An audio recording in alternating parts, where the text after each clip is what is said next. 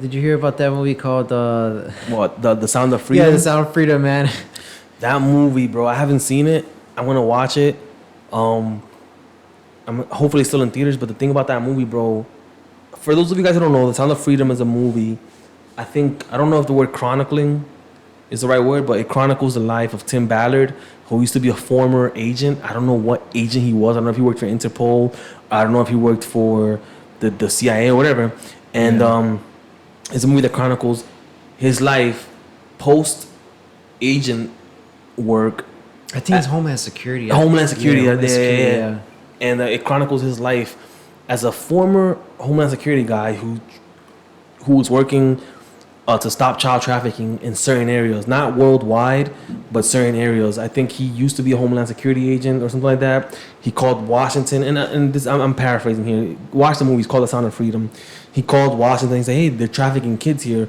Can we do something about this?" No, like, we're not worried about what happens in other countries. Come back home. And he actually didn't come back home, and he quit. Wow. He quit. He told he had 6 kids, and he told his wife, like, "Yo, because it's bigger than me." He's bigger than me." His wife was like, "Yeah." His wife, I think, I believe she's a Christian woman. Yeah. And she's like, "Yeah, there's no way you can like turn away from that. We'll figure it out. We'll find a way. We'll make something work." Wow.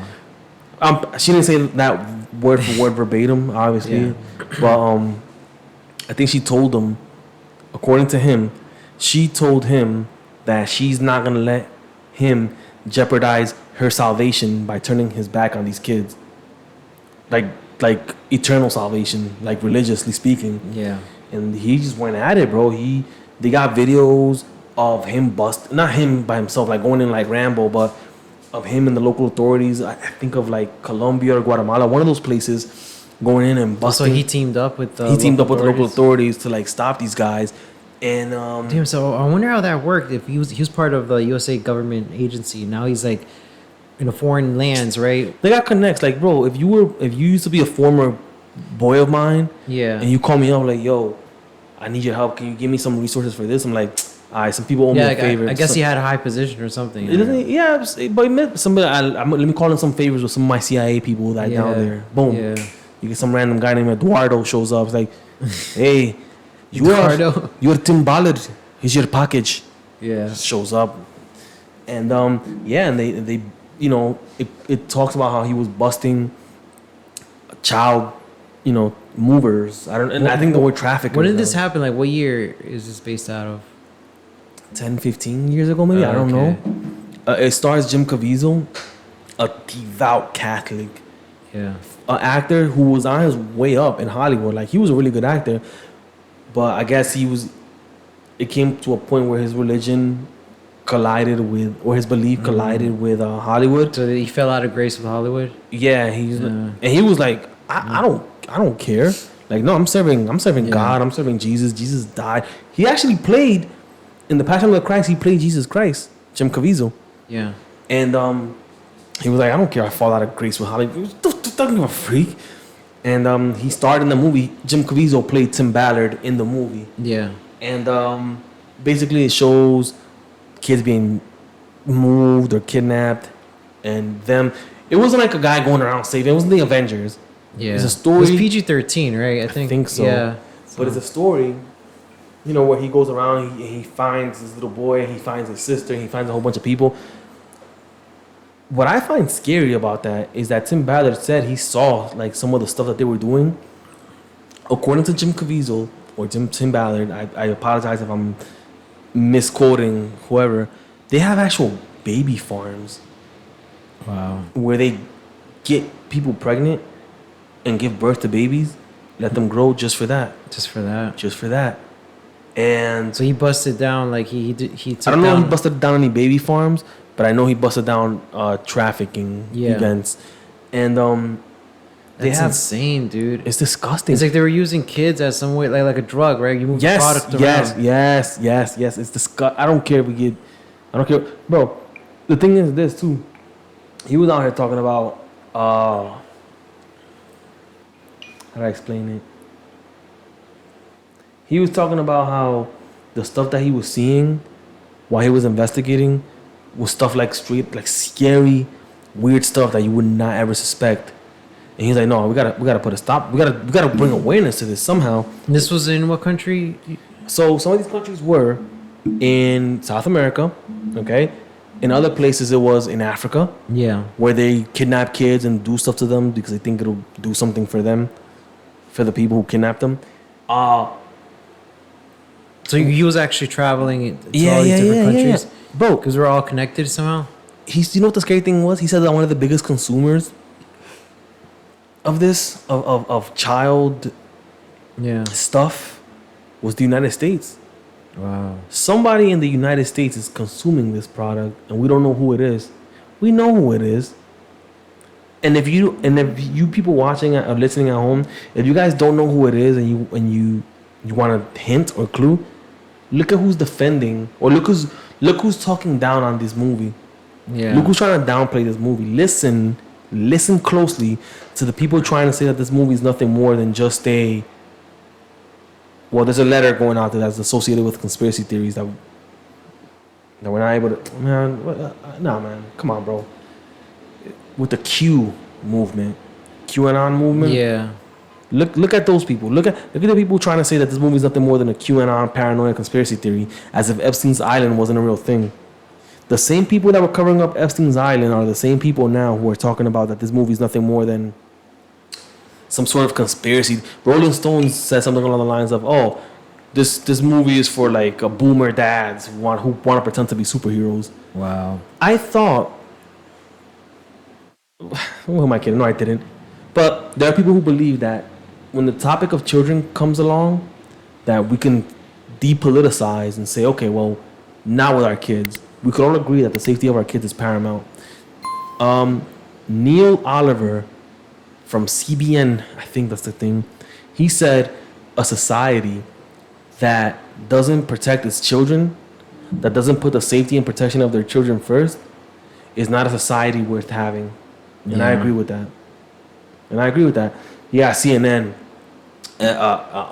Rolling Stones, all these other companies out here saying, oh, this is a conspiracy theory movie. Like, bro, Epstein's Island was a real thing. Kids get trafficked all the time. That's not a conspiracy theory. The real conspiracy theory is, why are you guys Downplaying this. it? When the hashtag me 1+1 movement came out, Yeah. you like that one? Yeah. These same people, 1+1. when the hashtag me 1+1 movement came Yeah. out, these people, the same people downplaying this, are the same people who said, believe all women, Yeah. find out who did this, protect these women. It was been hidden in Hollywood for so long, and now it's coming out to the light. We got to find out who did this. But now that this is coming out as well, it's not getting the same attention. Yeah, it makes no sense. It Kids doesn't make sense. Kids are more vulnerable too. It's like Kids don't fly out to California to become movie stars and then get exploited. Kids get exploited from the womb, as with the baby factories. yeah, It's not that it doesn't make sense. It makes perfect sense if you step back and look at the type of people that CNN and Rolling Stone magazine and all the peripheral news agencies that have similar views. It makes perfect sense when you realize what kind of people they are. yeah, And they're doing exactly what you think or what you thought that these type of people will be doing.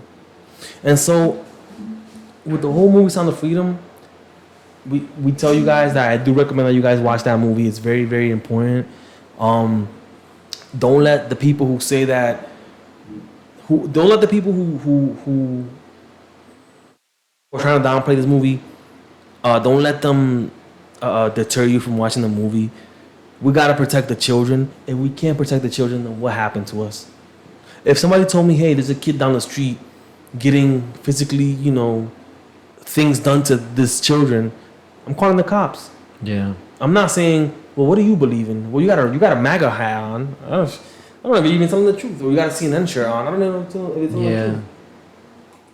Damn. Can we at least put that to the side and protect the kids?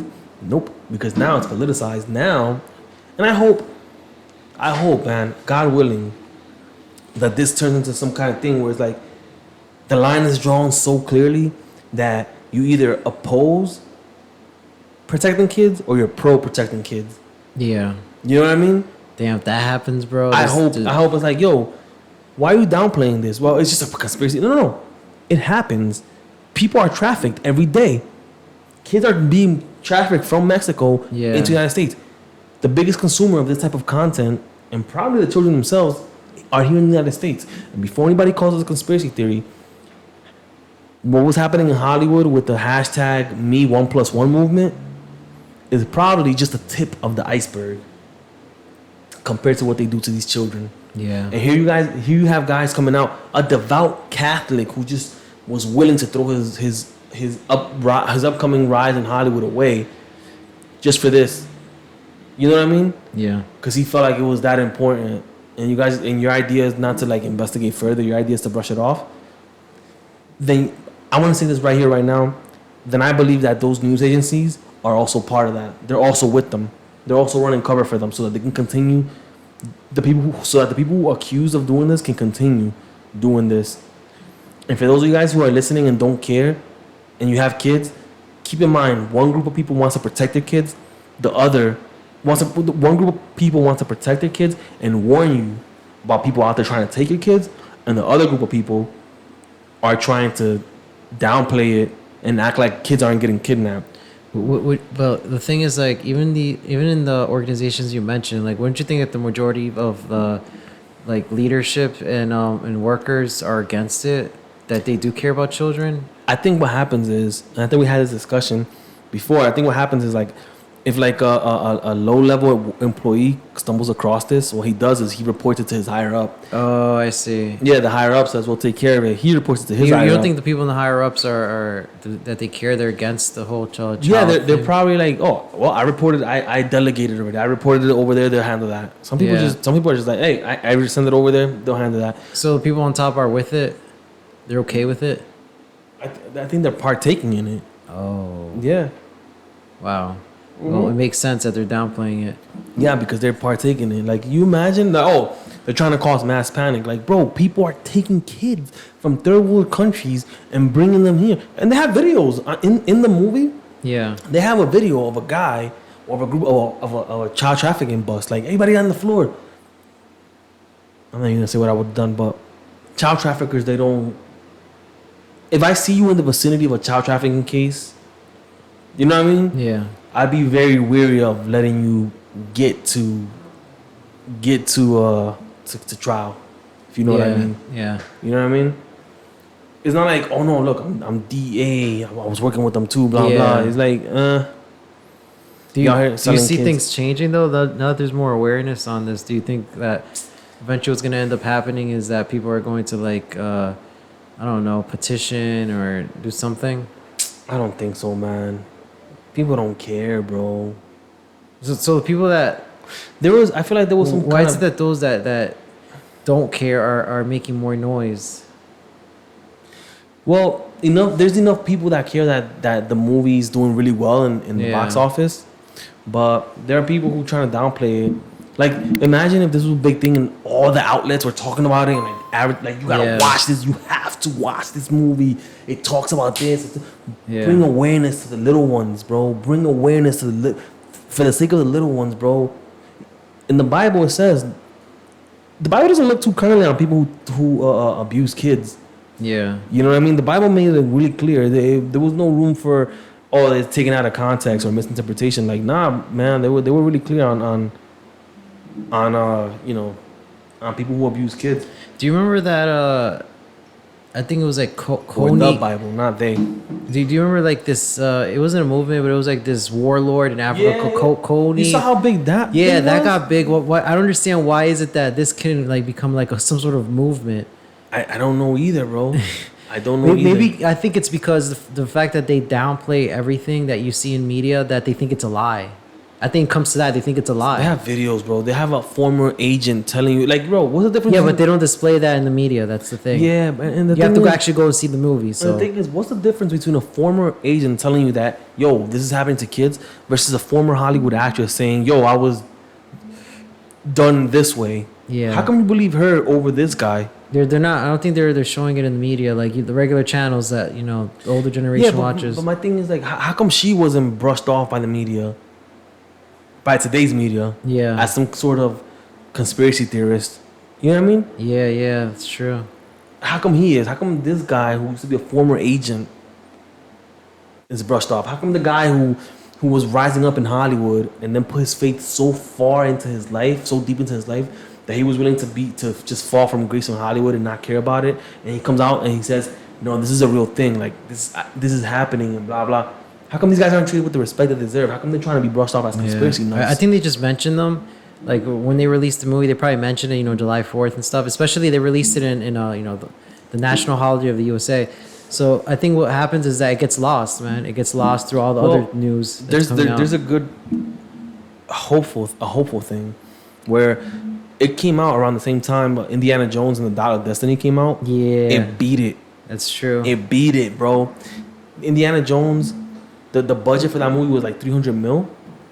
And I think they only made like. But did they mention that in the news? Did they talk about it? Not really. Yeah, that's why. But it mentioned that they made like 270 mil at the time. Yeah. Sound of Freedom, the budget for that one was like 14 mil, and it's almost at 100 mil right now, bro. Wow.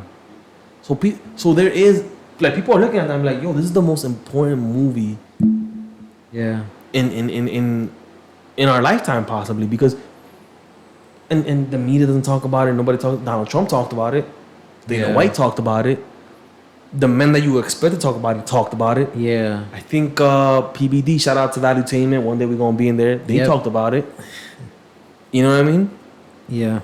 Speaking of which, you saw he had Anthony Weiner on his podcast. Yeah, I saw that. That was kind of crazy. Yo, that was crazy. The amount of pressure, bro. Bro, the amount of respect Patrick Bet-David, I think, received from bringing him on board and just applying. You gotta do, but that's how you gotta do it. That's how you gotta treat these people. Yeah, bro. the thing is, he kept his composure, and not only that, he kind of mentioned. I'm pretty sure. I mean, we both saw the interview, and he mentioned the fact how before he even started the podcast, he was being disrespectful to Patrick from the get go. Yeah, this ain't Washington D.C. fam. This is you in my house now. Yeah, who bro. are you? Who owns this? Like he had he was acting dumb, I guess, in a way. Same way he was acting when he got caught with the laptop. Yeah, pretty much. He was going around the bush, man. And when he was asking him the hard questions, it took him like a good 5 minutes for him to actually just get direct to the answer. You gotta shout out to Patrick Bet-David. Yeah, he's really good, man. Because this wasn't just a person with a different political point of view. Yeah. This